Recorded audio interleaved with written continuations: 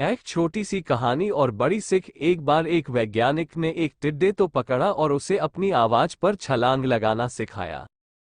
वैज्ञानिक टिड्डे से कहता, कूदो। टिड्डा उसके आवाज सुनते ही जोर से छलांग लगा देता। अब वह वैज्ञानिक था तो प्रयोग करना बनता ही था। उन्होंने टिड्डे की छलांग पर प्रयोग किया। वैज्ञानिक ने उसकी एक टांग तोड़ दी और फिर बोला, कूदो। अब टिड्डे की छलांग की दूरी कम हो गई। वैज्ञानिक ने उसकी दूसरी टांग तोड़ दी और फिर बोला, कूदो। टिड्डे की छलांग और कम हो गई। अब तोड़ी गई उसकी तीसरी टांग, फिर छलांग की दूरी और कम हो गई। एक एक करके बेचारे टिड्डे की सारी टांगें तोड़ दी गई। अब आखिरी टांग टूटने पर जब उससे कहा गया कूदो तो वह हिल भी नहीं पाया। अब वैज्ञानिक ने अपना निष्कर्ष अपनी डायरी में लिखा। जानते हो उसने क्या लिखा? जब टिड्डे की एक टांग तोड़ी गई तो वह थोड़ा बहरा हो गया।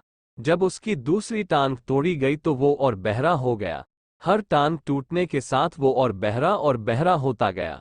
और सारी टांग टूटने के बाद वो बिल्कुल बहरा हो गया। अब जोर जोर से चिल्लाने का भी उस पर कोई असर नहीं हुआ। वो तो अपनी जगह से हिला तक नहीं, छलांग लगाना तो दूर की बात थी।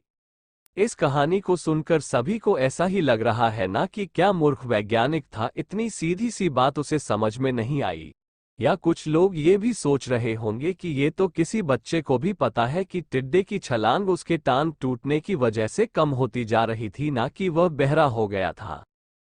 दोस्तों, हम सभी जीवन में कई बार ऐसे ही मूर्ख बन जाते हैं। कई बार जीवन में दो घटनाएं एक साथ ऐसे घटती है कि उनका एक दूसरे से कोई संबंध होता ही नहीं, फिर भी ऐसा लगता है कि गहरा संबंध है। कभी कभी दिखता कुछ और है लेकिन समझ कुछ और आता है और वास्तव में होता कुछ और है।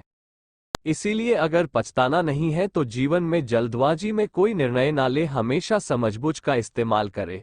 सावधानी बरते, नतीजे सोच विचार कर ही निकाले। दोस्तों, आपको मोटिवेशन की आग पर ये छोटी छोटी कहानियां और सिख कैसी लग रही है?